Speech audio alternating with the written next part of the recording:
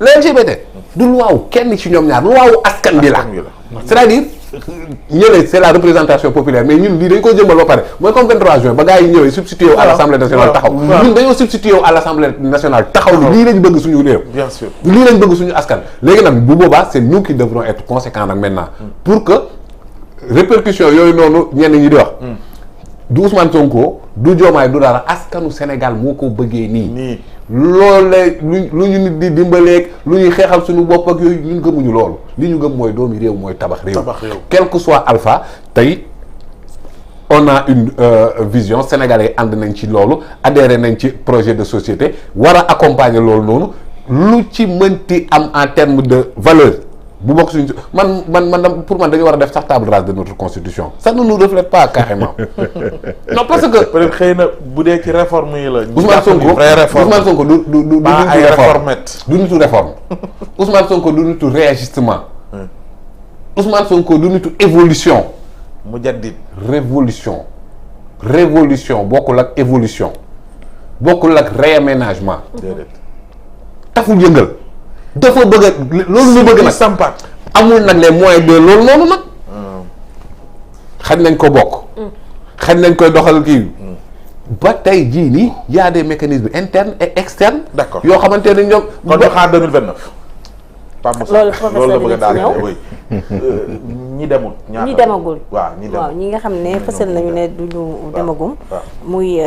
honorable député Yacine Samb Cheikh Bara Ndiaye mi ko fësal sànq Cheikh Omar Bamba Diop honorable député Mayabé Mbaye ak doyen Alla Kane ñoom ñoo wax ne duñu demagum mais Cheikh Omar Bamba Diop dafa joxe ay raisons yu tax ne du dem ndaxte neen mi ngi yëgal askan wi ne invitation bi nga xam ne président de la république moo ko joxe muy ndogu boobee moom du ca teew nee na choix wam la daf koy assumer loyauté bi nga xam ne am na ko envers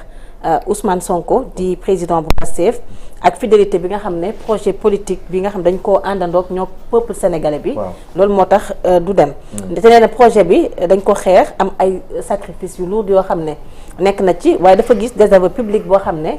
moom président Diomaye daf ko def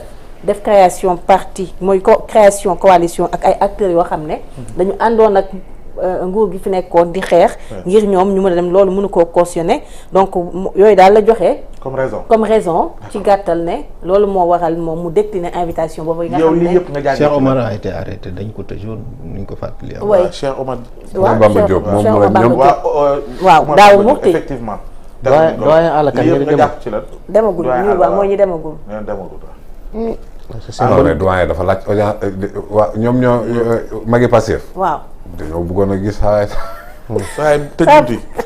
waaw mu delloowaat ko loolu d'accord ngoone nga jàngee ci la laataa ma jàng ci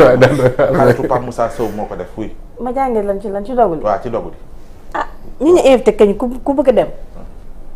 da ngay dem mais tey kii décline invitation ba pare moom dafa wax loo xam dafa dal xel te ku ko dégg di nga xam ne kii ci dëgg duñ dem ne ko sawaay fi ñu tegu fii la mais Pape Moussa dégg na ko ndogu man pour man problème yi du autour de ndogu lañ koy lijjantiwee tey bu amee fo réew mi toll dañ koy toog di ko waxtaane mais du toog ci ab ndogu di ko waxtaanee pale Cheikh Bara bu demoon dina neex de waaw mais demoon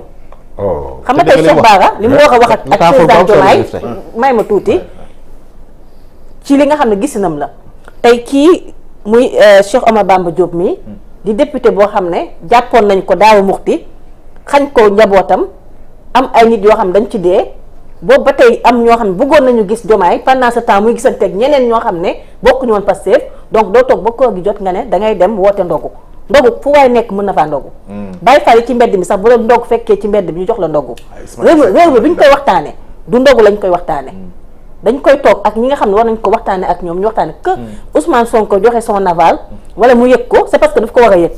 te ñoom bu ñu ko yëgalu sax am na ay moyens pour yëg ne invité nañ leen ndogu donc man je trouve que ne problème bi du problème mu ndogu problème de waxtaan la waxtaan ak ñi nga war a waxal te dellu siwaat nag fañ lay woo parce qu'il est temps ñu dellu siwaatee alors Ngoné Saliou bi ci mujj loolu yëpp xam nañ seen xalaat bi ci mujj te moom la ñu jeexalee mooy mu ngi woon ca RTS waaw tey xaritu Papa Moussa Abdou Karim Gueye kum xaat xam naa ne waa Régie dinañ la woon image yi moom nag dafa yàgg tee enveloppe tey nag enveloppe la def comme ni ngeen ko gisee nii à travers les images jubali ci RTS mbébétam mooy dem pour bind lettre jagleel ko waa RTS ngir ñu dàq Pape Birame Ndiaye ci mbir yi nga xam ne jotoon nañ ko fi tudd ci wàllu boobee nga xam ne wàllu borom ñaari tur yeeg yooyu Abdou Karim Gueye xum xat ñëpp xam nañ ko itam dafa bokkoon ci ñuy xeex lu jëm ci wàllu borom ñaari tur yi donc tey daal sol nay dàllam dem ci RTS yóbbu fa lettre ngir ñu dàq Pape Birame Ndiaye. Professeur initiative bu ñu mën a rafetlu wala. non xam nga man bu ñu nekkee dans un état de droit comme dañu nekk dans une procédure war nañu bàyyi justice ba mu def li mu war a def man noonu laa gisee. parce que bu ñu defee action yu mel nii rek donc voilà bu fekkee ni nit ki dafa nekk dans une procédure pendante d'autant plus que juge yi ñu ngi def seen liggéey waa gendarmerie Kër Massar ma leen di féliciter ak le procureur bi nga xamante ne donc macha allah taxaw na ci affaire bi ak fulla maintenant dañu war a bàyyi ñi nga xamante ni ñoo ko yor ñu liggéey ak sérénité donc je pense que loolu am na solo en attendant bu ñu demoon nag ba ci cappaandaw ga ba mu am ay décision de justice foofu noonu maintenant je pense que citoyens yi mën nañu tirer les conséquences pour ne pas très vite aller en besogne quoi. Les charrues avant les bœufs. Voilà loolu daal noonu laa gisee quoi moom daal comme on est dans un état de droit justice mu ngi def liggéeyam ni mu koy defee mu mucc ayib ñuy féliciter nañu bañ a donc yàkkamti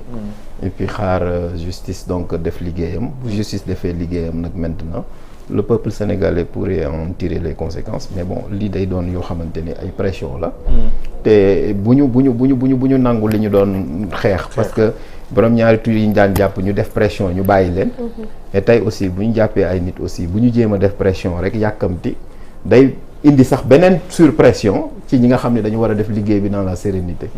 donc loolu laa gëm parce que l'état de droit c'est des valeurs nañu respecter na donc li nga xamante ne mooy les règles de procédure ñu xaar Khady Pape Birame Ndiaye dañ ko inculpé pour acte contre nature. Oui ba pare classé ko sous contrôle judiciaire. Contrôle judiciaire day nekk c'est à la RTS de voir ba xam kooku dañ koy teg seen kanam image am déet même bu dee mën nañ jël mesure conservatoire comme enquête la ñuy wax am na présomption d'innocence ba tey maanaam mën nañ ko suspendre en attendant enquête bi di aboutir ba xam. day confirmer wala déet mais nag ko kon xam na ni télé daa am nu muy doxee am na yoo xam boo ko defee même bu dee enquête day dox est-ce que dañuy continuer bàyyi la ngay exercer service public bi wala déet loolu nag Pape Alé Niang moo koy décider waaye nag kuy frigo ku la deful dara de ku def dara xamul noo koy def. maa jëf ji nag. Karim Xrum Xax. ah Karim bi yoon sax lettre bi déposé na ko fu mu war a déposé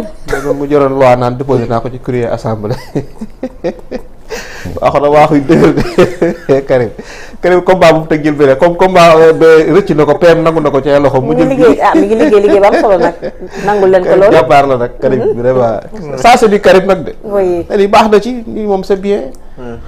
lii moom baax na mais daal benn affaire am na. ma profité ci nga Pape Ousmane sànq Abbas mi ngi koy wax. si nga réew mi foog ñu xam ne yi nga xam ne ay combat politique la ak yi nga xam ni ay combat national la. gis nga lii bu ñu yaakaaree ne ay débat politique la ak ay Sonko waxoon ne day criminaliser kii naan maa ko porté nag yaa ko rejeté woon dañuy passer à côté. c'est pas diw contre diw c'est le Sénégal contre les lobbies. te nag lenn kese lañ am contre lobby de wan leen lii ñun ñoo àndandoo porté ko ci koo xam ne nag askan wee la ñor. parce que lii dañ fi nekk di jàpp ne ay combat politique la di ko contre moraam ba dugg sa kër. oui. loolu foog ñu xam ko. te keroog am na lu mu tëjee lu am solo mu ne débat yi nga xam ne Sénégal ci lañ nekk dëkk yi nga xam ne ñooy nekk teg ay jéego nekkuñu sax ci yooyu ay débat wu man contre diw même boo bëggee dara sax bu dee Ousmane Sonko ko wax sax da ngay dem ba loolu da nga koy mujj xeex parce que moom moo ko wax nañ dépassé loolu. pour man débat bi nekkatul ci ay liste bu diw yor ak da nga koy criminaliser yaa waxoon da ngay criminal mais peine de 5 ans à 10 ans ba ci apologie sax mais lan lañ bëggati. mbir bi du ay ki ko porté.